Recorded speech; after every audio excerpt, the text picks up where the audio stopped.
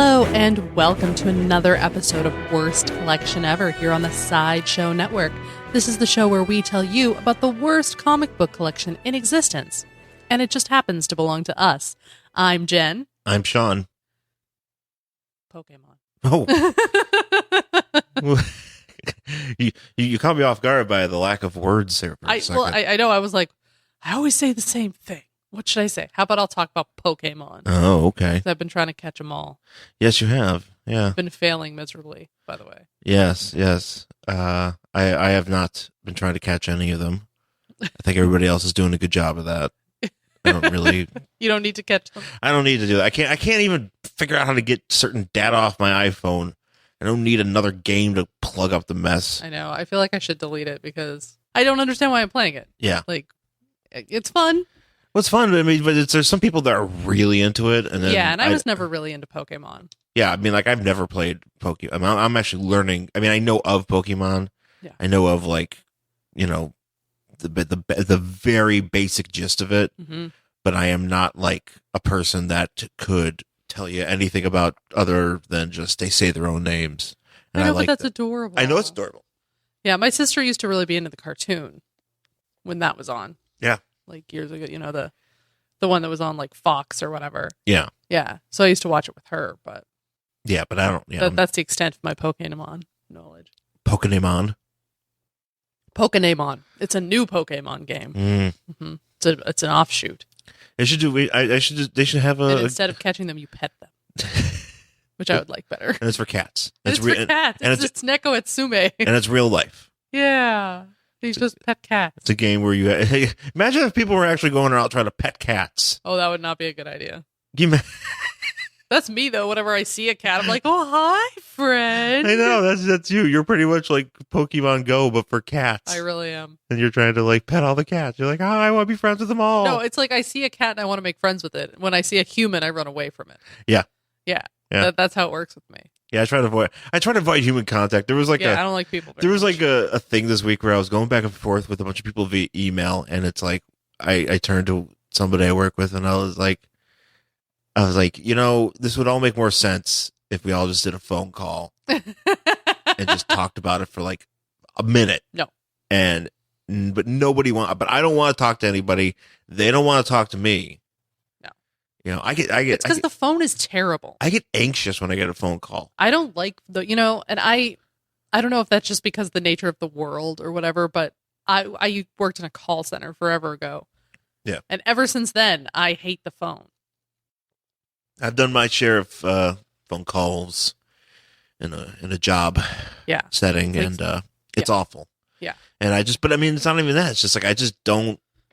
It just takes. I feel like I don't know. I feel like my life doesn't have time for phone calls, even if it's like with somebody that I like as a friend and I haven't talked to them in a while. Yeah. And I just want to catch up. Like I'm already tuned out. Yeah. Of a phone call, not because of that person. I just don't want to be on the phone with you. Yeah. Like I would rather you were here in front of me, or we could text, or even because send me an email, or I mean, unless if it's a more in depth stuff. I mean, I don't know. Maybe not even send me. It's I don't know.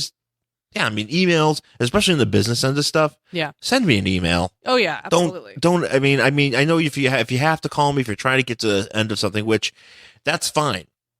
But also, you can also send the same thing in an email. Like, you can literally answer a question. Right. You know, if it's like, hey, is this going to happen? I don't know. Here's an email. I mean, just send it, whatever. So, but, I guess, we still have to rely on our phones like that. No.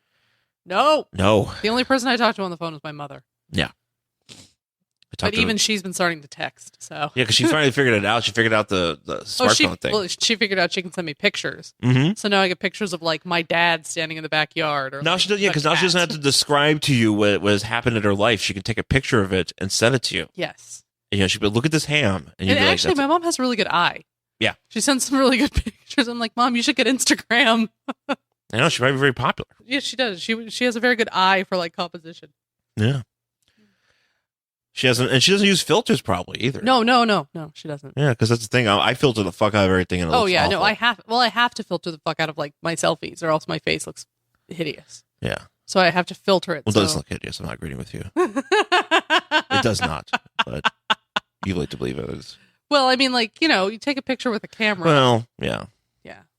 I guess. So you got to filter it so it takes away all the fat or the zits, the wrinkles. I don't take such thing. I don't take selfies. I think for that reason because I don't like my face. Yeah. I don't like. I don't like when other people are like, "Hey, we're gonna do a cute video or something." Like anytime they do that here at work, they'd be like, "We're gonna do some viral video for some kid who has cancer, and it's a thing where we need to take a picture." And I'm like, I don't want to be seen. I don't care. I don't want this kid to die, but I don't want to be seen. Well, see, that's the thing. I kind of learned that anybody who takes a picture of me does a shit job. I don't know about professional photographers because I've never had professional pictures taken after like I was a senior in high school. But like, I can take pictures of my face and have them look okay. Yeah. But if I let somebody else do it, oh, forget it.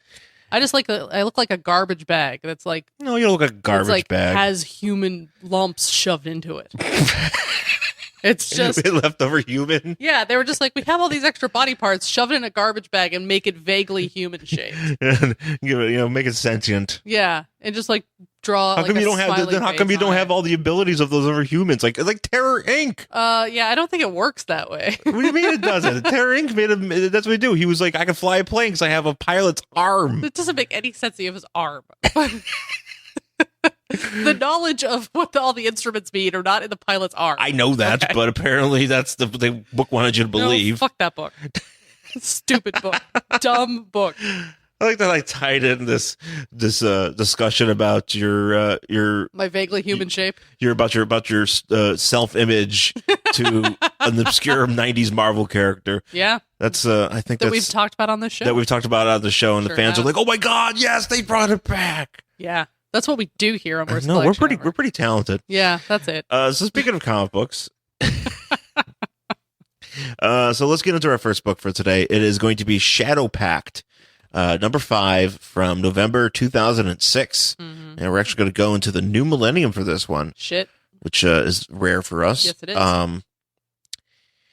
But yeah, so basically, if you're not familiar with Shadowpact, they're kind of like a weird, like a ragtag group of Actually, they're basically like the Defenders, a ragtag group of heroes.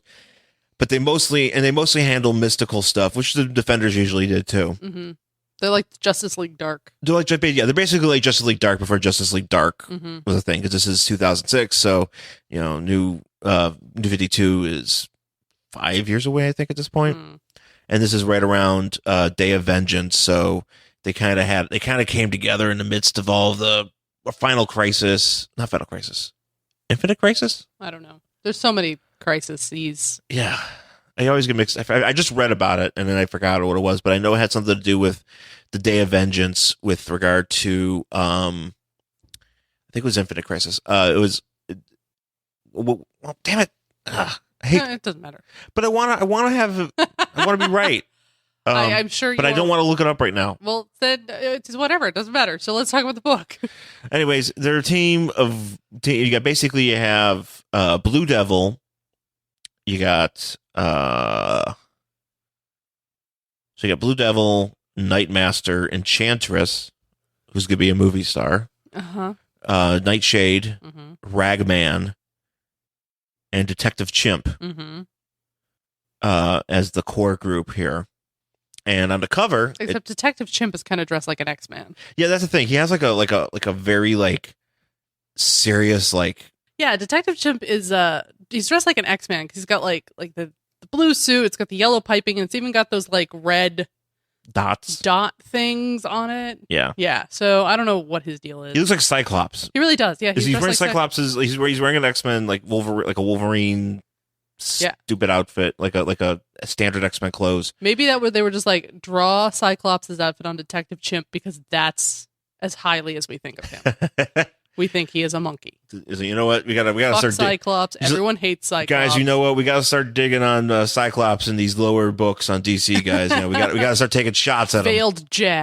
Failed jabs. But yeah, so this is the core group, and it's so on the cover they're like looking at a memorial of themselves. And because it says Shadowpact on above, it says Requiem for Shadowpact. And on the cover, Detective Chimp is like, but we're not dead. Wah, wah. Wah, wah. So we start off, Mr. Phantom Stranger. Phantom Stranger. For a second, I thought he was flipping me off, but he's not. No, that's his thumb, but that would be really funny. It's his middle finger. I'm Phantom Stranger. Ugh. Fuck you. Fuck you. Actually, that's kind of what he does. Yeah, that's kind of his deal. Like, That's it's kind kind of of his deal here. You only see him in this one panel. He never shows up again. He shows up to not really do much. I mean, I know he's had more of a role in recent years, but, most of the time when you would show up, he'd just be like, I'm here to tell you something. And you're like, what? He's like, ugh. And then he leaves. And then he leaves. You're like, you didn't do anything. He's like, did I? Didn't I? Didn't he just, I? Disappears. Yeah. Yeah. But basically, so he's kind of recounting the stories about what just happened, how Shadowpact was fighting the Sun King, who is this fiery guy, and how they disappeared with an entire town. Underneath, like, well, I guess it was They're calling it the Blood Dome. Blood Dome. So, like, was it an actual, like, bubble of blood, or was it just like a dome that was red? I feel it was the former. Oh yeah. And it was very drippy. Gross. It was a congealed blood. Ew. It was gross. Blood bubbles are gross. Yes. And it's like what, River Rock, Alaska or something? River Rock, Wyoming. Excuse me. Yeah, so this is near you. This is near your hometown. Yeah. Not really. I'm not that close to Wyoming. Well. Wyoming's much farther away than you think. No, that's true. And depending where the fuck that is, it's probably even farther. Yeah. But yes, it is a state above the one I grew up in. How's that? Gotcha. Okay. I assume everything is close to you if I'm like, hey, Wyoming. That's the thing. It's like, I think people from the East Coast don't, because, when, you grew up in Buffalo, you could drive to Cleveland in a couple hours. You could drive to Michigan. You could drive to Detroit. It wasn't that big of a Pittsburgh, deal. Yeah. But like out west, things are spread out a lot farther. Yeah. So, I mean, to drive to Wyoming from where I grew up would be about a 2.5 hour drive. Yeah. And that's just to get to the border. That's not talking like Cheyenne and shit. Yeah. So it's a lot farther. Yeah. That's crazy. Yeah. But so basically they're in this Wyoming town and the Blood Dome has no longer. And so basically while they were in there, basically a few minutes, it wasn't like, what was it? It only felt like maybe like 2 or 3 days inside the Blood Dome, but outside of it, a full year had passed. Right. So they're getting dropped back into reality a year after they disappeared. Right. And so the news media has descended on this town. People are interviewing everybody. There's like a talking dog. It's Rex the Wonder Dog. Yeah, and everybody's like, dude, you can talk. Let's interview him, man. That's awesome. Anyway. Which I find that fascinating because I'm like, you know what? You guys live in the age of superheroes and there's many other things that talk. Yeah. Like, you can't tell me that there hasn't been like talking anthropomorphic dogs or other talking animals. Well, I mean, we see later they build a statue, so they must have known something about the dog. Dog's not on the statue, is it? I don't know. We'd have to look again. We can look. He's not on the front cover. He's not really a part of the team. He just kind of was hanging out with them. And then, because later on, he's like, yeah, can I hang out? Can I, like, I don't know where to go. Yeah, because I've been gone for a year. And, like, my master probably thinks I'm dead. Does he have a master? I don't know. I don't know anything about Rex the Wonder Dog. I know you can talk. Excuse me, are you my master? I'm Rex the Wonder Dog.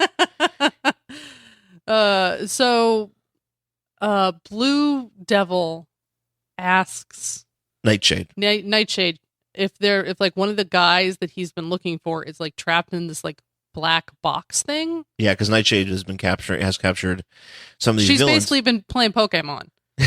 And instead of putting them in Pokeballs, she's putting them in boxes. Because that's literally what's going on here. Because he's in the box, she lets him out of the box, and Blue Devil zaps him to hell. Yes. But then there's a bunch of other boxes. Because they have other villains. They have other villains inside. Well, why don't I just blow up all the other villains? But apparently they got to take them to this place so they get them rehabbed. Right. So Blue Devil sends them to hell. Well, Blue Devil sends them to hell, and so mind you, Blue Devil and Nightmaster have awesome beards. Oh yeah, there's some awesome beards. It's really weird because Blue Devil has a costume. Yeah. That is permanently bonded to him. Yes. However, he was somehow able to grow a sweet beard. Like Roman Reigns beard. Like he basically looks like Roman Reigns. He kind of does. He's blue. But he's blue and has horns. Which is actually, you know what? I mean, if Roman Reigns wanted to get over the audience, he just show up like Blue Devil. Yeah. Well, how long is he back yet? No, he's still gone. He's still gone for juice. He's got popped. He's not coming back until I think just before the pay-per-view coming up. So yeah. He's is good. Brock Lesnar coming back, or does he? Well, he's gonna be back for SummerSlam. He's not suspended by the E. Oh, by UFC. He says about UFC. Vince McMahon's just gonna pretend that never happened. Yeah, that sounds right. Vince McMahon's just gonna be like, I don't know what. But I thought, okay, so here's what I don't understand about Brock Lesnar. So I know he did that fight, right? Yeah. I thought it was just a one-time deal. It was. Then why did they care they just got popped for juice? Because it basically they test because he's technically under a contract for UFC and they have to test their fighters. You know, they still kind of have to put him under like the jurisdiction. Like it's like if you get hired. I know, but like, wouldn't the contract that they wrote out for him be a one and done fight? They would have tested him pre-fight. Well, they did. They tested him. It was a. From what I understand, it was a fight, a test taking out of competition, and it came back as they were notified of that. But they still let him fight, or they just didn't find out the results until now. They just found the results like recently because those things take forever. So see, that doesn't make any goddamn sense. Wouldn't you want to test him pre-fight? Well, they did. And then get the results. They back did, but this is a different test that this is a different test that they didn't. It was out of competition, meaning that he probably wasn't under contract to them, but then they got word that he did juice. Oh. And now that, but to them, it doesn't, they haven't, it hasn't come down yet as to what they're going to do. Cause he hasn't decided whether or not he's going to fight again. Like he's implied that he does, but he might not. Right. So cause he's just going to go back to it. Cause he doesn't do anything, but it's up to him. Right. You know, he's Brock Lesnar. He can do whatever he wants, but yeah. Okay. Yeah. I don't understand Brock Lesnar. Well, I'm honestly, one of these days we're going to be watching wrestling is he's going to kill someone in the ring. Well, yeah, he can. Yeah, he's gonna rip like. Yeah, he's gonna absolutely because he's like a monster. He's gonna rip somebody literally in half and then throw the guts at the announcers, and they're it's gonna be like Mortal Kombat in there. It pretty much is. Anytime he's in there, yeah, like that's what I mean. That's why I'm like day. There was this video of him playing with a dog, and it freaked me out. Why? Because he didn't rip the dog in half? Yes, because I was like, I expected you to kill this animal. It was a puppy that came up to him, and the puppy, like, he's like, hey, puppy, pet, oh, right? Cute. Right? And the puppy was like, you know, he gave, like, puppy. You know, they're using the green room, so, like, I don't know, he gave him, like, cheese or something. Yeah. And the puppy's like, yeah. And then he's like, all right, we're done. And then the puppy's just like, yeah, it's a puppy. And he's like, no, get away. And I'm like, oh, God, please get away, Peppy. He's going to kill you. This is going to be the end of it. He's going to kill a dog. Oh, God. No.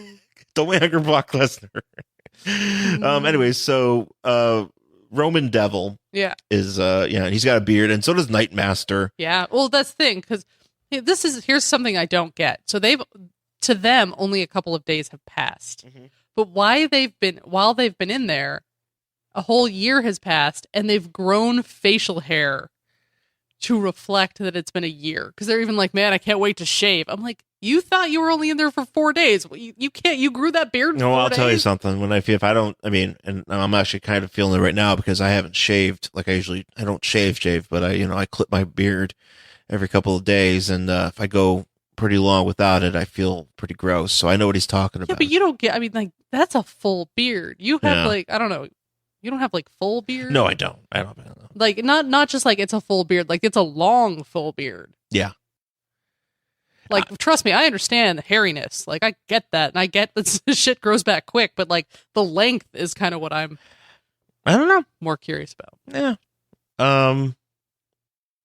So, I don't know. I don't know how to explain it. Okay. So, he sells. So, anyways, they're about to jump out and... well, they're like, we got to take these prisoners to this place. Yeah, they take these prisoners to... somewhere on the outside, like a tower of fate for prisoners, and it's in the dark dimension that Nightshade jumps into. Yet again, it's funny though, because before she, because Enchantress is being interviewed by a bunch of like news people, and they're like, "Hey, can we give you a call?" Yeah, and she's like, "No." She's like, "No, I'm unlisted because I'm an Enchantress. I don't have a phone number." Right? No. She's like Bill Murray. She doesn't carry around a phone. Anyway, so they jump into a deal and they go a portal, and yet again we have another superhero team that likes to just keep people imprisoned. in like random prisons, because they even mention they're like, we got to find a better way to like house our prisoners. Yeah. It's like the Flash. It's like the Flash. It's like, fuck it. We're just, I mean, But I think they actually feed them. I don't know what they do with the Flash. Because who's cooking? I have a lot of questions about the Flash prison. This is a really good question, because it doesn't seem that anybody like feeds them. How do they shower? Like, they're just sitting in like a glass. There's no toilet in there. There's nothing. So how do they eat, and how do they like, come on. That's gross. That Amnesty International needs to get involved. Well, I think that's one of the biggest problems that I have with that Flash TV show is like they have a prison like right there. Yeah. And I understand you have metahumans. You don't know, like the typical justice system cannot contain these people. However, they're still people. They still have fucking rights to like due process and a fair and speedy trial and shit. And they're just like, they don't even care for that. They just put them in a prison. And then they don't feed them or let them bathe. Or take care of any needs they have, or check their powers, right, other than just like dampening them. And I'm like, what the fuck, you guys? You can't do that. I realize they're metahumans and like evil and shit, but you still can't do that. No. Anyway. You gotta be good. So they go to this dimension. Yeah. So they go to this dimension, they drop off their prisoners, they're talking Except they run into this chick, this young girl, what's her name? They call her Mrs. Fell. Yeah, and she's like, oh my god, you guys, you promised you'd come back for me if I was good, and I was good, and so you're going to take me back to your world. Yeah. And they're like, they're like, nah, man. So we're not actually here for you, even though we promised we would come back and get you. We're here to drop off these dudes. So goodbye. Sorry about that. Yeah, well, but they're like, well, we'll come back for you, but let's get something sorted out, which I know how that goes. You're basically never going to do it. Right. And so she's stuck in this dimension forever, even though she's been like really good and helping out this guy. I don't know who that guy Mr. is. Cold, Dr. Something Coldrake. Sure. Yeah. So anyway, they're like, here's some more Pokeballs with prisoners in it. Gotta catch them all. Goodbye. Bye. We're going to go catch some more. So basically, they jump back to Metropolis, and they're like, all right, we gotta like go and like get our lives together. We have to figure out like if our apartments are still there. Yeah, we gotta make sure our jobs are still there. It's not like, here's the thing. There was an issue of this is the difference between Marvel and DC. Marvel takes care of that shit before they go on stuff, because Wonder Man paid his rent in full before going on Galactic Storm, and it was documented in his own book. So he paid it for like a year or something? He did. He was like, look, landlord lady, I know you used to be an old movie star, and I know you have a crush on me, but I gotta go into space. Yeah. And she's like, oh, God, please be careful. And he's like, I will. Here's a bunch of money. Goodbye. Yeah. And then he came back. I mean, you'd think that they would be like, all right, let's pay our rent in full for a year and then put this shit on Airbnb. And then they could just like rent it out and make money while they're off fighting. I mean, that's why Airbnb was invented. Well, it wasn't, but it wasn't suit. 2006. So Metropolis Airbnb was not in action at this time, which for good measure, because you can imagine, probably a lot of really small one-room bathtub apartments, with occasionally you have a stove in there you can make some eggs on. Some fake eggs. Yeah. It comes with fake eggs. It comes with fake eggs, flowers for cooking, and the bathtub is right by the front door. It's literally, you walk in and you stick your foot in the bathtub. We're never going to live that down, guys. Well, no, it's because in Batman v Superman, like Clark comes home and Lois is in the tub and Clark is in his coat holding a bag of groceries and he walks into the bathroom. Yeah. And I'm like, did you just get home? Like, did you... Can't you put those down? Right. You didn't put those down before going... No, you carried them in. So does that mean that he's bringing his food into the bathroom. Gross. That means the front door of their apartment is where the bathtub is. Gross. It's just a really... all that food, all that, whatever, those steaks that he bought or whatever. Flowers. Pop-Tarts. Superman only eats Pop-Tarts. Actually, that would have been great. He only likes strawberry frosted Pop-Tarts. I would have loved if he was just frying up some Pop-Tarts in the pan. What if that was literally the only food he could eat? So he had he had a whole cookbook full of like different ways to prepare Pop-Tarts. 1,000 ways to cook Pop-Tarts. Yeah, he's like, this Pop-Tart hash. It's like that scene Pop-Tart hash. Yeah, it's like that scene in Forrest Gump where he's talking about all the ways you could do the shrimp. And that's what Superman and Batman talk about, where they're on patrol together just waiting for shit to happen. Yeah. Pop-Tart hash. Pop-Tart soup. That would be a great... Spicy Pop-Tart Granada. Pop-Tart jambalaya. Pop-Tart ceviche. Pop-Tart gastrique. All right. Anyways, meanwhile, back in the comic book, back in Metropolis, where Superman is eating Pop-Tart hash, the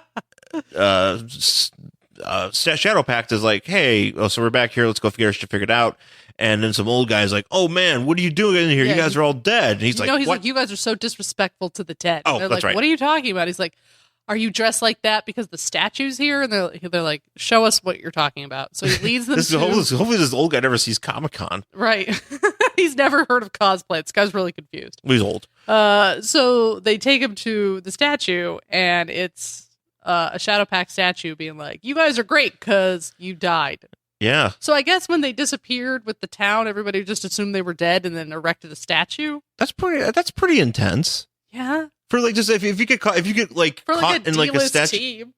Yeah, but it's like, yeah, exactly. That's the thing. It's like, why is there a Ragman statue in Metropolis? He doesn't even live in Metropolis. I know, it's weird. I guess Metropolis was like, how many Superman statues can we really have? It's like, we got to mix it up. We got to mix it up a little bit. So here's this one. Yeah. So yeah. Also, I want to call bullshit here because on the cover you got Nightmaster and Blue Devil, or in here they got their beards, but on the cover they are clean shaven. Oh man, bullshit. That is bullshit. Unless if they shaved and came back and looked at the statue again and had this conversation, maybe, and then had a different conversation earlier. Yeah, and yeah, that's actually so Rex is not in the statue because he's not a part of the team. He's just hanging out. Oh, poor Rex. He's just like, hey, he's got nowhere else to go. He's a dog, and he's got another animal friend. Well, that's true. Now he has an animal friend, so that's good. He's hanging out. Somebody's gonna film him, put him on YouTube, and be like, "Dog and monkey are friends." Cute animals hang out together. They're like, "Hey, stop filming us!" And they're gonna put it to like jangly music, like and the whole time, like Detective Chimp, because that's one of the things he's doing. He's asking people for a smoke. Yes, because he wants a smoke, and it's like Chimp keeps trying to bum us. And it's like just like this cute little music. It's like, look at the monkey and the dog, and it's like it's Detective Chimp just smoking. It's like, what? What? Yeah, he's like, our dog's like, I don't know what I'm doing here. Yeah, they're gonna put captions over it and be like, "This dog was so sad until he was introduced to Monkey Friend." Let's get ready for the BuzzFeed article. This entire book is a BuzzFeed article, guys. Yes, it is. So we get this cutaway of this girl who we go to Gotham. Oh yeah, we're in Gotham. Yeah. So we cut to Gotham at the Breed Building, which apparently is a building in Gotham. Mm-hmm. And there's this woman who has like half a metal mask on her face. It's metal eye, and her name is Strega. Strega, which means witch in Italian. So she. She's one of your people. I don't know if she's one of my people, but she has a name for my people. Oh yeah. So she gets in this elevator. And she's like going all the way to the bottom, and the guy's like, "Be careful!" And she's got like a fucking metal face. What the hell are you telling her to be careful for? She's obviously nefarious. Well, maybe either that, or maybe he's worried about her eye because he's maybe he's worried she's gonna lose the other one. Yeah. So she goes all the way down to this like coffin below this building, and she's like, "Master, dude, wake up! Sorry, it's early, but ring, ring, ring. You got to get up." And some really old dude. And her ass. That's what this shot is you see her ass, but you see this old guy like getting out of a coffin. He's like, "What time is it?" And she's like, "Oh, you've only been asleep for 40 millennia." Which is what? Like 40 million years? 40 million years. And he's like, I haven't slept enough. And she's like, "Yeah, you got to get up though." He's like, "Yeah, but you got bed sores. I got to clean them." You're disgusting. Yeah, so get up. And because I need your help. Yeah, so because she fucked up. Yeah, she fucked up. Because she messed up. I think she's basically like an enemy. She's an enemy of Shadowpact. She's like, right. I fucked up. I need your help. Right, old man. Wake up, old man. So Nightmaster and Rex and Chimp go to. So Nightmaster has the Oblivion Bar, which is basically like a place where mystical people like superheroes. Maybe villains too, are all hanging out. Yeah, but also like magic beings. Well, magic people. Yeah, magic, mystical magic is all the same thing. You have to kind of know how to get it. It's very secret. Yeah, You like have a speakeasy in San Francisco. Which I kind of like. Yeah. I kind of like know about it. You know, and so Nightmaster's got like, see, the thing about Nightmaster, he's I've did a little bit of research on Nightmaster, and I've known about him, but I'm curious to know more. He basically was like a rock musician who found a magic sword, and he can use it to enter like different dimensions and stuff, and that's kind of why he's here, and he's looking all hipstery with his beard.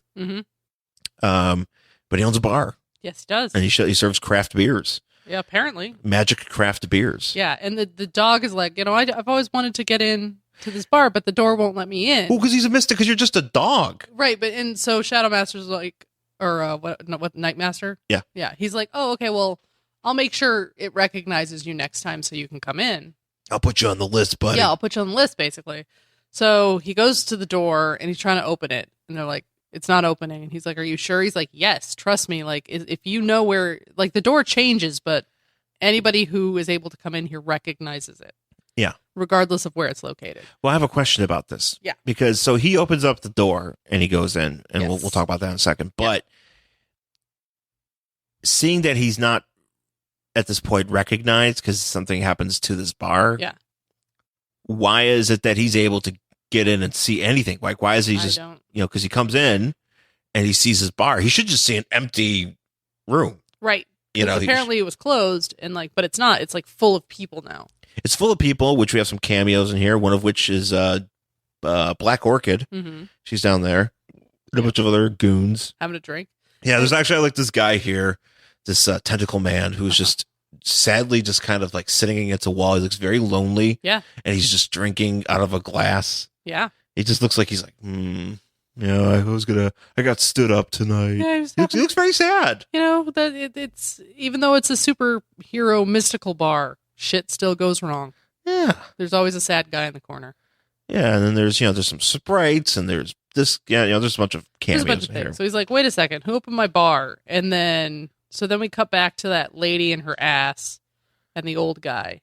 Yeah. In Gotham. And he's like, why'd you wake me up? And she's like, Shadowpact kind of messed with my plans. And, I need your help. And he's like, okay, let me put on a suit. And luckily, even though I've been sleeping for 40 million years, I know how to perfectly tie a tie. Because there's a picture of him doing it. How does he know what a suit is? Right? He's like, oh, even though I've been asleep, I've been kind of listening. I was like, yeah, but nobody's like over you, just like giving you instructions how to fucking tie a tie. Over, under. Like, does he He's watching a YouTube video. Does he get YouTube in that coffin? Is he just laying there and is he watching like all the YouTube videos he's watching? Like, how to tie a tie. All right, I get it. Oh, okay, look at that. The cinnamon challenge. All right, I'm going to do that when I get out. Yeah. Oh, yeah. What's this? We got, I'm blanking on anything YouTube. Just getting Rick-rolled left and right. He's just like everything he clicks on. It's Rick-rolling him for a millennia. He's just getting Rick-rolled constantly. He's like Rick Astley. Does Rick Astley run this world? What's going on, guys? Like, I'm gonna incinerate that man when I get out of here. I've been watching nothing but freaking those videos where John Cena shows up at the end. Where it's just like, oh yeah, what's so and so's name? I'm trying to think like 2000. I'm trying to think like 2006. I'm like, I don't know, it's because YouTube actually literally just started at that time. Yeah. So, or maybe even before that. So is he just watching that video of that kid? He's watching Star Wars kid. Yeah, he's watching Star Wars kid. He's got the piano cat. Oh yeah. It's definitely piano cat. He's like, okay, take me to the piano cat. I just love that cat. Anyway, so he gets out and he ties a tie and he's like, all right, well, I've got to like be like evil, because he's basically like an evil warlock. Yeah, like he doesn't do anything. He's just some old guy that gets woken up and he has a sweet ponytail. Yeah, he has a sweet old man ponytail. Yeah, and he puts on a suit. He puts on a suit and he's like, I got to take myself a new name. I got to get a new identity. So I'm gonna call myself Dr. Gotham. Dr. Gotham. All right. Yeah, and they're like, oh, by the way, the reason Gotham is totally fucked up, it's because I've been sleeping below it for 40 million years. And they just built a city on top of horrible energy, and that's why Gotham sucks dicks. Is that what he says? Yeah, well, that's in here. It's like, I read this, but I don't remember if it's in this part or I if it's wonder in the if they'll part. realize. Oh, okay, I get it. Yeah. I wonder if they'll realize that the dark and often cursed character of their town was influenced by the man who slept so long underneath it. Right. Okay, so basically, the reason everything shitty happens in Gotham City is because this guy's been sleeping beneath it. So Bruce's parents are murdered because this guy was snoring too loud. Well, pretty much, because this guy has just been snoring evil all over the Snoring city. evil. And it's been making people go, I'm going to be evil too, and then now I'm going to shoot Bruce Wayne's parents. I see, now I really got, I mean, okay, I'm going to already recommend this book because I need to continue reading to find out if Batman finds out about this guy and then immediately just stops what he's doing to punch this guy in the dick. Probably. Because he's just like, wait, what? He's evil. Punch. Yeah. And then all of a sudden it becomes Metropolis, and then Batman has nothing to do. And then he's sad. Anyway, so we get Dr. Gotham. Dr. Gotham's like, all right, well. He's like, all right, well, time to go kill Shadowpact. So, like. Yeah, basically, let's go kill Shadowpact. He's like, we're going to assassins. We're going to hire a bunch of really good assassins. We're going to outsource. We're going to get some good, we're going to get some good assassins. I don't know why this guy's Obama. I don't know. He has an Obama. He sounds like Obama now. We're gonna get some. I like doing the Obama. I like doing that voice. And we're gonna find them where they are. And they're gonna be compromised to a permanent end. We're gonna put them down. And by put them down, we're gonna kill him. we're gonna murder Blue Devil. We're gonna shave his beard. We're gonna suspend him for 30 days because he's Roman Reigns. Or something like that. Anyways, so Roman Reigns. So Blue Devil goes to his apartment, finds out his landlord obviously evicted him because he hadn't paid rent and he wasn't there. And then he's like, well, where am I going to sleep? She's like, well, you can move into this apartment, but you owe me back rent. Well, because at first he was just like, where's all my stuff? And she's like, what stuff? You didn't have anything. You had like a dirty shirt and all your dishes were shit that I gave you. All we found was a can of mustard. Whoa, I had mustard. Oh. Pretty much. That's exactly what's going on here. He's Otto. And he's like, okay, well, where am I going to sleep? He's like, well, some lady finally died, so you can have her. I found a bunch of steroids. A bunch of steroids that said care of WWE on them. And he's like, a picture of Vince McMahon Vince McMahon saying, I love you. Yeah. Dear Roman, I love you. And it was like, this lady says to him, she's like, or he says to her, like, where's my checkbook? Did you keep it? Checkbook. And she's like, yeah. I mean, he's like, or did somebody clean up my bank account? She's like, no, I've got it, but you still owe me back rent. I would have loved it if somebody would have did a heist on his account, on Blue Devil's account. And that was like the rest of this book is him trying to figure out, like, going on like a heist hunt, like a Jean-Claude Van Damme kind of thing. Yeah. I know. So Ragman goes and his shop has been shut down. He is not happy about that. He has a whatever. He's having a sad. He has a sad. Nightshade goes to talk to her mom's grave, even though she's not really there. Right. And then we're in the bar and some girl comes up to what's his face? Nightmaster. And she's like, oh my God, everybody said you were dead, but I knew you weren't dead. And he's like, what the fuck happened? And she's like, oh, somebody else owns the bar now. And it's a dude with flippers. I don't know who that guy is. It's a guy named, it's a guy named, what's his name? Eddie Deacon. Okay. And he's a telekinetic with flippers. Okay. Like he's a man. Mm-hmm.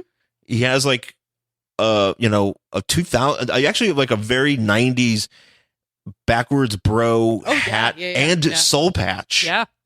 Mm-hmm. But his hands are just gigantic flesh flippers. Mm-hmm. Yep. And he's also telekinetic, so there's like booze and stuff kind of being prepared behind him. Right. And all that stuff. So that's the guy who owns the bar now. Yeah. And he owns a bar and poor what's his face needs a smoke. Yeah. Chimpy. So then we cut back to Ragman and he's like, all right, well, I shaved and where did he go? Did he I don't know. He went to the place, his shop, and it was shut down. And then I guess he went and had dinner. I have a question. Yeah. Oh, wait. It's a steakhouse. Oh, wait. I'm confused here. No, Rags and Tatters is his shop. It's his shop. It's closed. And then he's like, well, Oh, for some reason I forgot. I was like, look, I thought it said tattered, but it says it's like fatted. Yeah. Even to the fatted steakhouse. The fatted steakhouse. Fatted. I don't know. In Gotham. Because I guess that's where Ragman lives. And so he's like, well, I shaved, I got a shower, I got some food, but now I have to figure out where I'm going to sleep. He went to Abe and Louie's, got himself a meal. Yeah. It's a good meal. Abe and Louie's is a good meal in Boston. If you're ever, in Back Bay, go there. And spend money on what I assume is a mafia run. Oh, is it?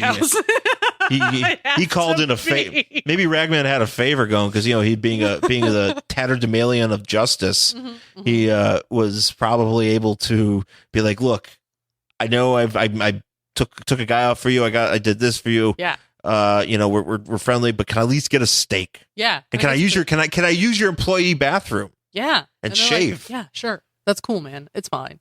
And he didn't have to pay because Abe and Louie's, as delicious as it is, very expensive. So, but worth it. Anyway, so he's like, all right, well, now I guess I'm going to go ask so-and-so if I can sleep on his couch, even though I hit on his sister once. And then all of a sudden he starts like smoking. Yeah. And some dude's like, man, you're smoking, man, but like not like a good way. And he's like, God damn it, I'm off duty. What's going on? And he turns into Ragman. Right, because he's sensing danger. Right. And he's not, his rags. Right. And he's like, can I have a day off? What the hell? And then all of a sudden this woman shows up. Yeah, Blue Moon. Okay. Blue Moon. Her name is Blue Moon. And she comes, she's usually get named here, but her name is Blue Moon. Okay. After the beer. Yeah. And I hate the way they've done his internal narration boxes. Because they're yellow. It's hard to read yellow and green. And yes, it's got because they're patchworked. And I get that they did that because he's made of rags and so it differentiates. Pick a color. But do that on the border. Don't do it on the whole fucking box. The whole box is just squares of green and squares of yellow and then text laid over it. It is a little bit difficult to read sometimes. Give it a border. Yeah. Right? This is bullshit. So anyway, Ragman and this chick start fighting and she's like, look, I don't want to kill you, but somebody does and they're paying me money, so whatever. And so they start fighting. And Ragman, starts calling on all of his... because he's like, now, this is what... No, explain this to me. I could explain something, yeah. Yes, you do. About Ragman's suit. Yes. Because he's like, this has the power of 6 serial killers in it. Yeah, basically he has a mystical suit that has... Is it made of skin, or are we talking... It's made of fabrics from all these... Okay. I have to... I forgot... I can't remember exactly, but I know he's basically got this mystical suit of rags that has that is imbued with all of these souls of these criminal souls, and he gains their strengths. But it's cloth. It's not a skin. It's suit. cloth. Yeah, it's actual not just rags. Fucking skin patches sewn together. Yeah, it's not. He's not. That's dark. Yeah, no, but yeah, I mean, he's a pretty dark character in the first place, right? But because he's like, I gotta call on the souls to fight this lady, and I'm gonna call on more souls, and he uses her power against her and throws her through a wall, and that's it. That's it. That's it. And he's like, all right, I gotta figure this out, and then that's it. That's it for Shadowpact number 5 from November 2006. Let's start off. Would you read this next issue? Maybe. I mean, if somebody handed it to me, I'm not gonna search it out. But I didn't hate this. Yeah. I'm going to read it. And I'm going to actually try to find the rest of these because there's not a lot of these, actually. This series didn't go on for too long. Yeah. But I'm actually very intrigued because I like the dynamic of these people and this team, and I'm just intrigued by these characters. I mean, I'm not crazy about Ragman, but I kind of want to know more about what's going on with Blue Devil and what's his face? And Blue Devil, yeah, and what's his face? Nightmaster in his bar. Yeah. I know. And I mean, I feel like I should be enjoying Blue Devil more. I feel like that would be a thing, and I know that's a kind of a cult favorite from the 80s. Yeah. But I feel like I could probably get into this again, so I'm going to check it out. I'm going to add this to my to buy pile, which now which includes multiple Alpha Flights and Guy Gardners. Yes, because you got to have goals. Yes, you do. Okay, so proud of you. Very proud of you for having goals. I'm like the Pokemon for shitty comics. Gotta collect them all. I know, really. That's the thing. I'm throwing balls at it. I choose you, Guy Gardner 25. To do what? I don't know. To sit here and collect dust in our apartment. Yay! Okay, we'll be back with the next book. Hey guys. guys, what's up? It's Michelle Morrow. And Malik Forte here to tell you about our new show, Status Effect, on the Sideshow Network. Every week, we hang out with our guests to talk about the games, the consoles, and the moments that helped define them. Check us out on Status Effect every single Wednesday. Download, rate, and subscribe on iTunes, or check us out on SideshowNetwork.tv/Status Effect. Hell yeah. All right, we're back here on Worst Collection Ever here on Sideshow Network. We are here with our next book, going to 1978. Oh, shit. Yeah. December 1978, we've got Hulk, The Incredible Hulk 230. Incredible Hulk number 230 from December 1978. And Marvel's TV sensation. So we're at the height of his TV exposure, I guess. And he is on the cover of this book here, and it says "Harvest of Fear" because the Hulk is throwing a tractor at some farmers in a cornfield. Yep. He's lost his shit. Yes. He's like, this 4-H meeting sucks. Fuck you, future farmers of America. Farmers mingle, more like farmers die, or farmer or whatever. He's so mad about daylight savings time. Hulk He really is. Hulk can't tell difference. Hulk does not care if he crossed over into mountain time. Nope. So yeah, that's what's going on the cover here. Yeah, he's not not having a good time. No, he's never having a good time. Hulk is always having a bad time. Yeah. So the title of this episode or this book is called "The Harvester from Beyond," and it starts off with the Hulk singing in a cornfield, eating corn. Yep.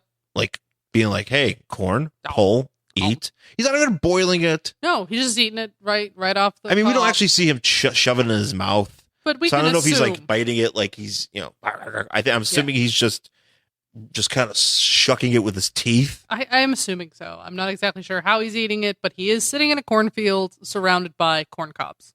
Yes. And there's a farmer, and he's like, "Oh no, there's a Hulk in my field. Oh no, my corn."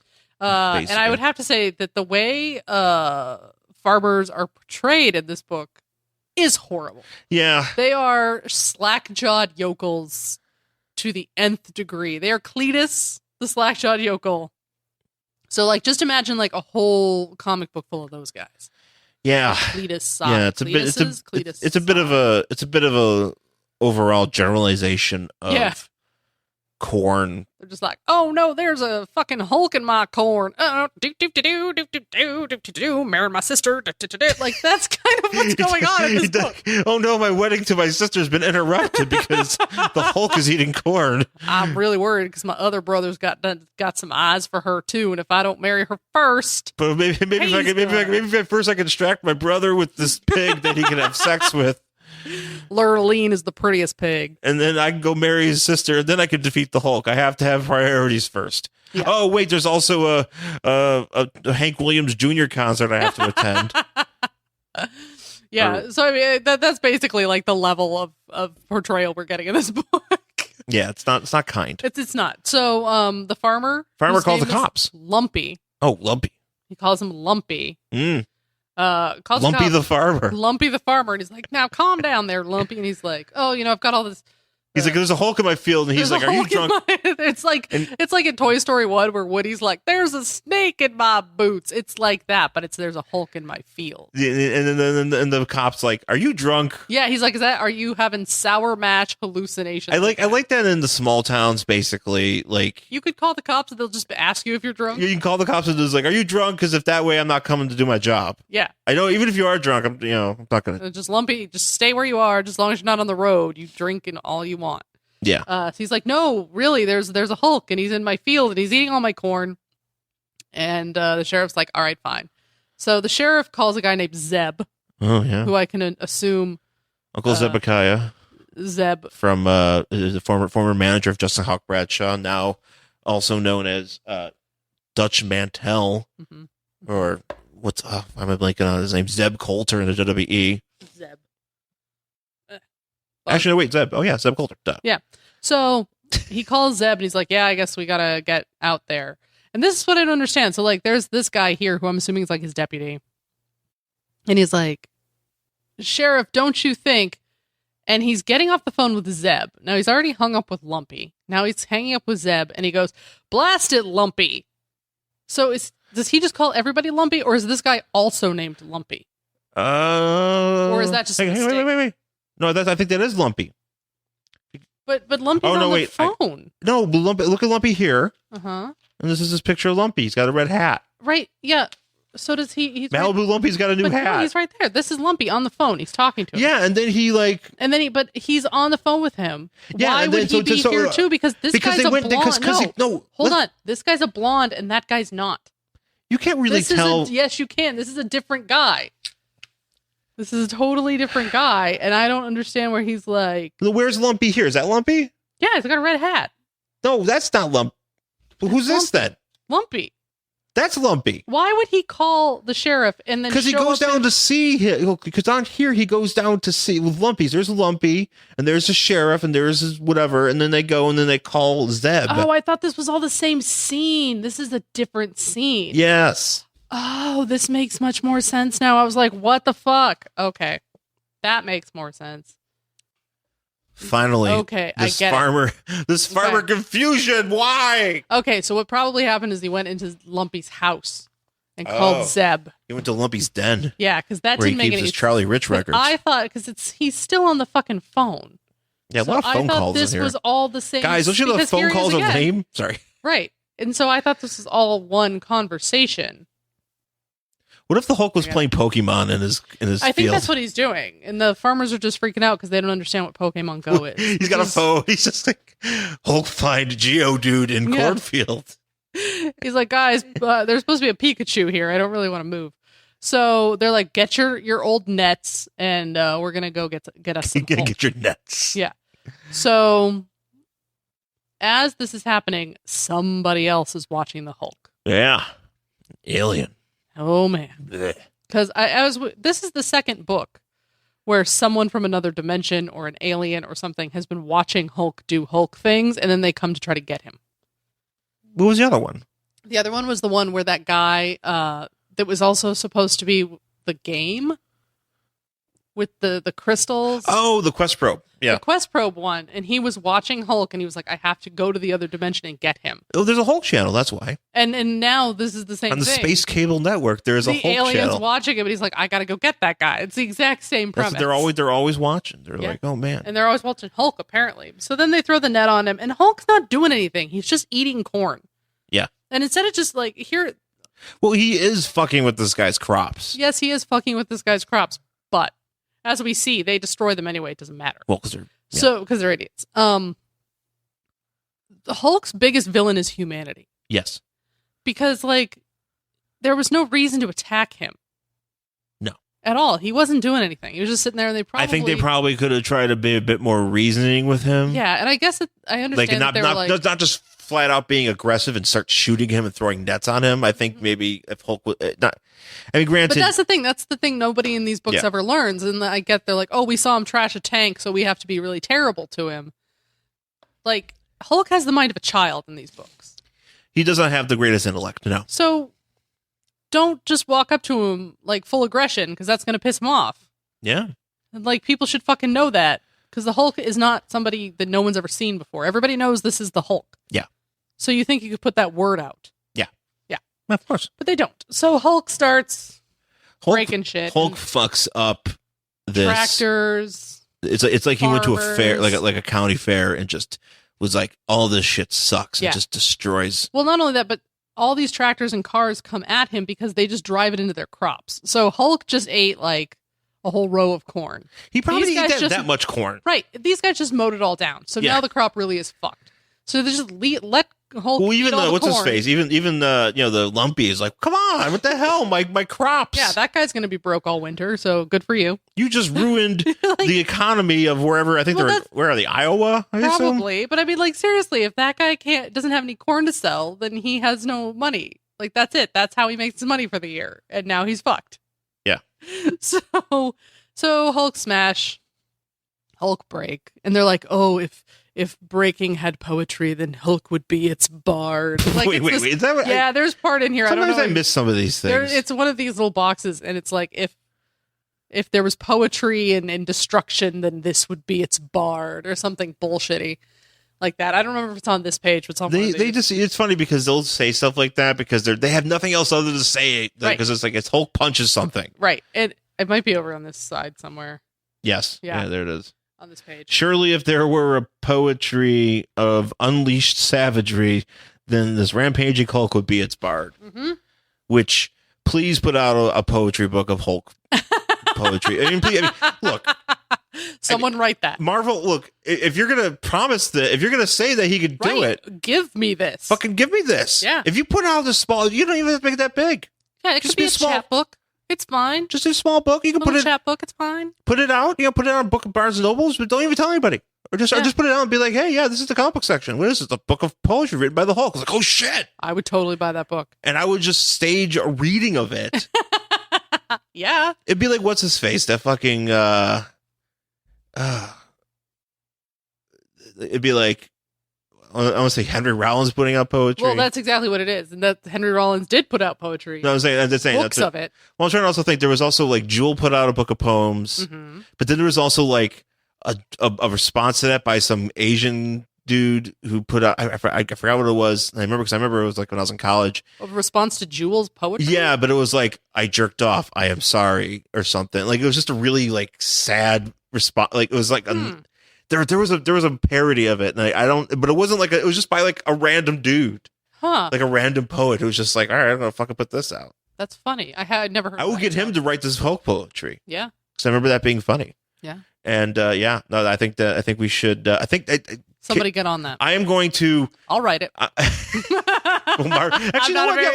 I'm not a very good poet, but Hulk doesn't need to be one. So you could probably honestly, if you were like, hey Marvel, give me $50,000. oh shit, that'd be awesome. To write a book of Hulk poetry and just give me access to every Hulk comic there ever's been.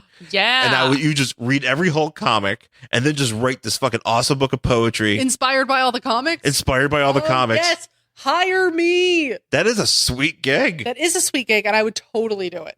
And you know what? People would fucking buy it. Yeah. I feel like there's a market for that. Yeah, absolutely. You could even get fancy with it, and you can maybe get smarter, or you could even, like, what you could do is start out dumb, and then as he gets more intelligent, you write more intelligent poetry, and then if he gets dumber, Yeah. or you just kind of do it as like it progresses throughout his like the years of the comic. Yeah. Man, that's such a genius idea. It is a genius idea. Oh God, I feel like stopping at writing poetry now. Somebody I don't even know where I would begin, but I would figure something out. First, I have to figure out what poetry is. looks in book poetry. I used to write some real shit goth poetry back in the day, so I'm already ready to write. I think that's why they need to hire you. Absolutely. And I would happily take $50,000 to do that. So, you know what? That's a good chunk of change. Somebody send me $50,000, I'll write you Hulk poetry. You could send me to, you could pay for me to go to like London or New York. Sure. I'll go to New York. I'll go to the Marvel Archives. You can pay for you, and then they can like say, well, your husband should come too. Yeah. Or maybe I'll just work by so I'm trying to figure this out, guys. Bear with us here. Well, see, I would probably have to go at least for like 2 to 3 weeks to go to the Marvel Archive to read all their Hulk books. Okay, right. So I would probably be in a hotel. Do you think you have to meet with Stan Lee to do this? Maybe. I mean, if he wants to. He lives here, so I can go to his house. I realize he's in his 90s. I wouldn't want him to like meet me at a coffee shop or something. meet me at Porto's. Yeah. Burbank. So I could go to Stan Lee. That's fine. I'm happy to do that. Which apparently is a big thing in Hollywood, where you just like go to people's houses. That's fucking. Oh yeah. That's the thing. It's weird. Wouldn't it be funny if that was a thing? If you got hired to write this Hulk poetry book, and then you show up at Stan Lee's door and like, hi Stan, I'm Jen Stansfield. I'm here to talk to you about the Hulk poetry book. Yeah. And he goes, Excelsior, and then dies. Oh God. And you're like, what happened? It's like he heard about this Hulk poetry book and then he died. But then I have to live with the fact that I just killed Stan Lee. I'm sure all the nerds would really be happy you actually with probably me make a good, because I just killed Stan Lee. You would make a killing pun intended, at the con circuit. Oh god! Because you would have a little booth. You could sit next to Lou Ferrigno and John Saxon. I'm seeing, Tommy Wiseau could be there. Yeah. Yeah, I mean, I would have to do a lot to overshadow Tommy Wiseau, because last time he had people wearing his underwear, because he has a line of underwear now, and then basketballs. Right. No, footballs. I thought he had basketballs. Oh, yeah, too. basketballs too. Yeah. Yeah. He doesn't know what he's doing. And it was just like, it was a spectacle. Oh, yeah. So to overshadow him, I would have to do something great. So, like, I'd have to hire somebody to dress like Stan Lee and pretend to die. Like every 5 minutes, you can come out and be like Excelsior and just fall down. You can have somebody. What you could do is you could stage it where it's like, I'm Stan Lee and I'm here for a reason. You're like, I'm writing the Hulk Poacher book, and he goes dead. Excelsior dies. A dramatic reenactment. Reenact. The reason why we're making fun of Stan Lee dying is because we believe he's going to live forever. Yeah, no, Stan Lee is one of those. He's going to live forever, and Stan Lee has looked like he does today since he was 21. Yes. He has not aged. Yes. He was fully Stan Lee now when he was born. He was. It was like Benjamin Button, but because I've seen pictures of him from before Spider-Man came out. I'm like, he looks the same. He's always looked old. Yes. And I mean, that has its drawbacks because you always look old, but it also has its benefits because then you look the same for decades. Yeah. And nothing ever fucking changes. And that's kind of great. Yeah. So, okay. So this book takes a hard right turn. It really does. So there's also, let's just say there's a ton of fucking ads in this book because there's no story. There's no story here. It was like they had to just write a comic and get something out. So they're just like, fuck it, this is the story. And it's dumb and it's barely a story. And then they just padded it with ads. So basically what happens is Hulk is about to fuck up these farmers, and just at that time we find out who's been watching him. It's an alien. It's an alien. Looks like a bug. He has a name. Like it's just like Schmigerdindry. Sure, it's a bug alien. It's got like a bunch of G's in it and an S. Yeah, just call it, he's a bug alien. A bug alien. Yeah, I'm sure if we Googled this alien's name, this would be the only issue he ever appeared. No, it literally is. Yeah, so this is it. He was created for this dumb story. It was created for this dumb story. Hulk calls him Bug Thing. Yeah, so the alien's been watching him, and he's like, oh, that guy has green skin, and all the other ones are trying to get him. He must have some sort of secret. So I have to get him. Well, secret for vegetation, because apparently this alien's home planet can't grow anything. Yeah, so he's like, I have to get him so I can get the secret. Right. So that's why he wants him. So he beams him up into his ship, and Hulk's like, what the fuck? And then there's a little bit of punching, and then he subdues him with a submission ray. Yeah. And he's like, oh, this is amazing. Submission ray. And he's also able to, this is really gross, this part right here. So, him and Hulk are fighting before he gets submission rayed, and he can phase through Hulk's body, and he squeezes his internal organs. Yes, he says I could. Oh, is that what he's doing? Is he phasing here? Or he phases in, and he says, "I'll just give this a tweak." And and obviously, I can just decorporealize. He uses a fancy word. Yeah, but basically he phases. He phases through, and I phase my prongs long enough to twist a few internal. So he's grabbing the Hulk's gallbladder. He's like, and he's squeezing it. Hulk's pancreas feels funny, which. And that's fucked up.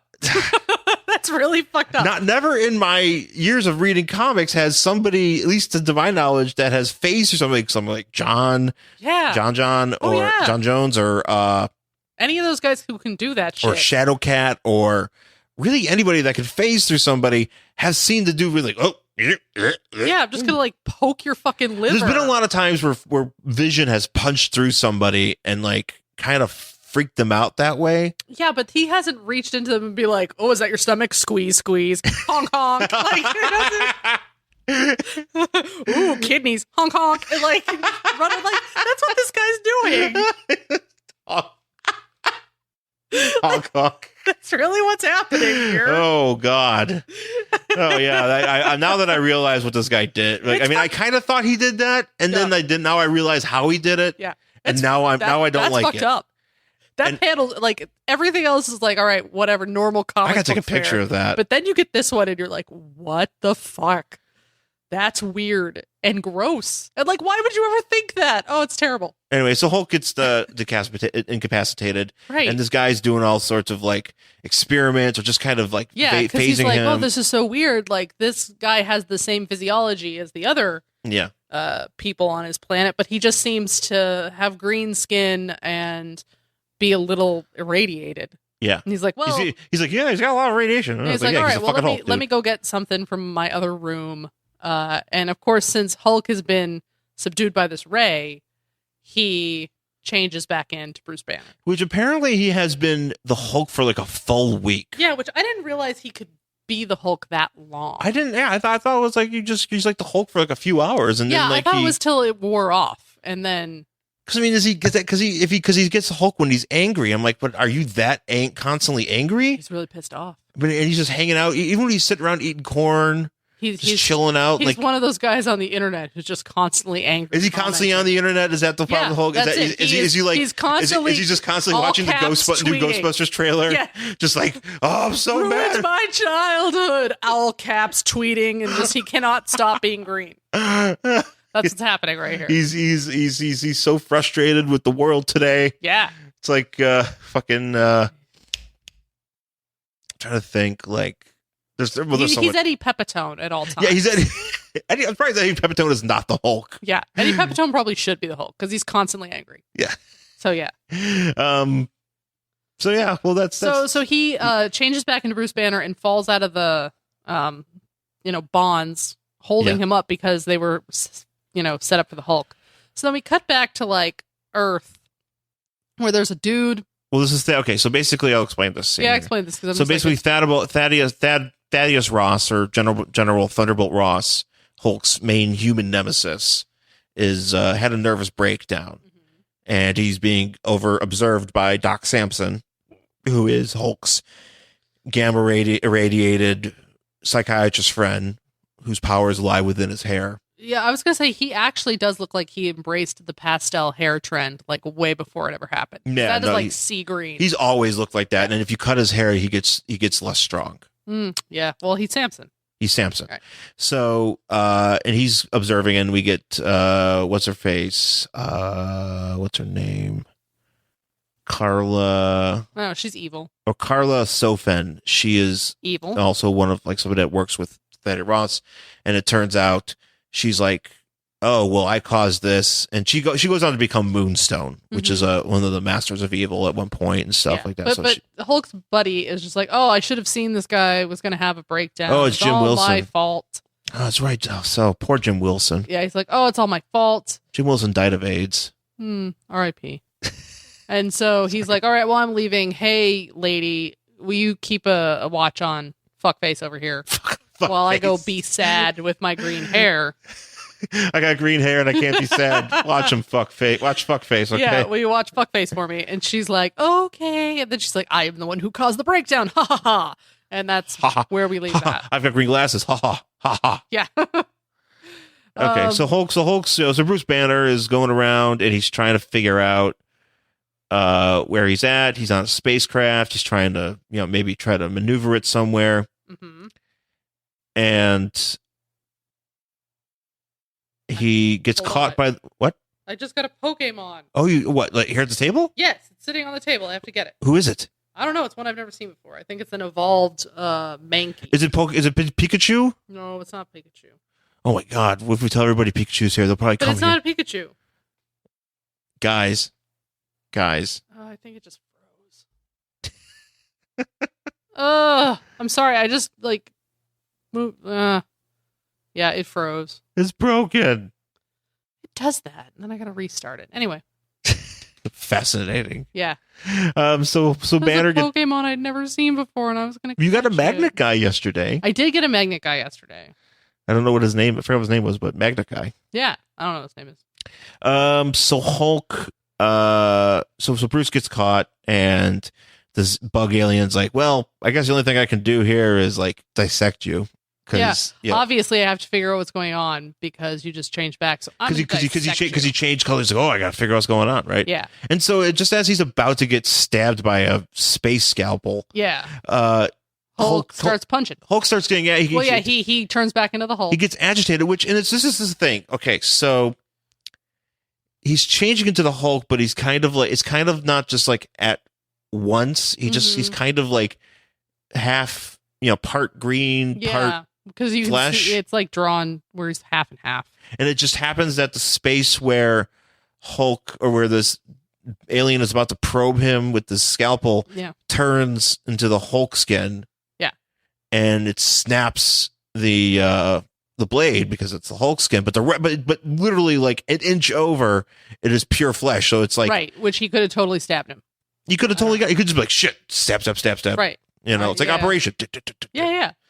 So he's trying to play Operation, and he hit the sides. So Hulk punched him in the face. Yeah, so Hulk's not like that's what you get for tweaking my internal organs, you fucking creep. Yeah. So Hulk's pain. Hulk's gallbladder does not feel right. Yeah, you bruised my gallbladder. That's fucked up. So he punches this guy, and there's a lot of fighting, and then he like knocks Hulk out with like a boot to the face. A boot to us? No, he knocks him backwards. Oh, he knocks him backwards, but he kind of falls down. Here's what he does. Okay, here's what he does. He knocks him backwards, and then he throws him into like a teleporter force field. Right, and it explodes. Which the way it looks like it explodes looks like he incinerates the top half of the Hulk. Yeah, it looks like all he's left with is his bottom half because he miscalculated and basically made it explode. And the Hulk is so he's down for the count. But he's still the Hulk. He doesn't change back, even though he's unconscious, which is weird. So then, well, it doesn't happen instantaneous because he's having anger dreams. Yeah, so he's like, "All right, it's time for me to get my sample." And he's going to go stab the Hulk. Oh, no, he doesn't. He scrapes underneath his fingernails. No, because what he realizes is, like, I need to take a part of the Hulk that he probably won't miss. Right. So he probably is not going to miss some of his dirt under his fingers. He's not going to miss. I think he gives like a manicure. So it's he does. So he's not going to miss his fingernails. Or underneath the or underneath. He just dig. I think he takes a piece of the fingernails. Or he might have cut the fingernails a little short, but he does take all the dirt and stuff from underneath his fingernails and toenails. Yeah. Which, ew. Yeah, he gives him a space manicure. Yeah, so he gives him a space manicure, and then when Hulk wakes up, he's like, "God, I'm so mad," and the guy's like, "No, my samples," and Hulk's like, "You know what? Fuck this. I'm gonna punch my way out of the ship," and he does, and he like jumps down. And it says, like, he doesn't even notice that now he's getting new dirt underneath his toes and stuff. Yeah. He runs off. And then the alien is like, oh, whatever gross nastiness was under Hulk's fingernails and toenails will help the plants on my planet grow. My planet is saved. Except I don't remember where it is. Yeah, no, they imply that he has no idea where this How to get back to his home. So this planet. poor alien's planet's going to starve because he forgot his GPS. Because he couldn't get the toe jam from fucking Hulk's toenails back to his home planet. So he's like, he must get this toe jam back. And it's like, ew. Well, you know. So yeah, and so that's it. That's the end of it. It says the next one's called Chaos in California. Oh man, that sounds great. I wonder if he goes in and out and he tries to stand in line. Yeah. That's the chaos. He's just like, Hulk want double. Hulk can't get animal style here. They ran out of secret sauce. That's a good one. I like that. Hulk want Neapolitan shake and he has to wait 20 minutes. Oh yeah. I like the Neapolitan shake. Or Hulk just sits in traffic. Just chaos in California. He's like, Hulk can't drive 55 because he can't even get up to 25. I was going to say, you can't drive anything, actually. Well, that's it for Hulk number 230 from December 1978. Incredible Hulk, excuse me. Yes. Would you read the next issue of this book? Oh, yeah, absolutely. I'm actually thinking about getting more into Hulk books because I just, because a lot of the classic stuff is already collected. Mm-hmm. And I just want to read that stuff. I just want to see, because not only does you have shit like this is just a random one-off of him messing with farmers, and then there's an alien that's I want your toe jam. Yeah. There's stories of him in space, and just because I read a lot of Defenders and he's in a lot of those, and I kind of want to see what else he's doing, you know? So, and he's there's science involved. There's a lot of weirdness going on, I think. And it's not just, a lot of it's him punching shit. Of course. You know, it's a lot of the Hulk just being the Hulk. Yeah. You know, but there's also a lot of other fun things going on in it that might be of interest, and just kind of seeing how he interacts in these different situations. So. Yeah, and these are the comic books. It's right. This is 1978. Yeah, I love. This is right in my favorite era for comics, which is basically 1984 and earlier. So yeah, no, I would totally read the next issue. All right. Well, that's it for this week's show, folks. Thanks for listening. We will be back next week with more books. And you can find me on Twitter at Angry Hero Shawn, as well as Instagram, Angry Hero Shawn. Also, my Tumblr, theangryhero.tumblr.com. And I'm at Jen Stansfield on Twitter and Instagram, jenstansfield.tumblr.com, and jenstansfield.wordpress.com. And of course, please go to iTunes and make sure you rate, subscribe, tell a friend, give us 5 stars, leave a review on iTunes, tell people how much you love the show, and that helps us in the ratings, helps us get ahead, be more visible, let more people know about the show. And if you listen to the podcast anywhere else on Stitcher, TuneIn, whatever, however you can rate the show, please do. Get the word out there, and we will be very appreciative of that. So, all right, folks, we'll be back next week, and you guys have a good week, and we will see you guys again next time. Bye.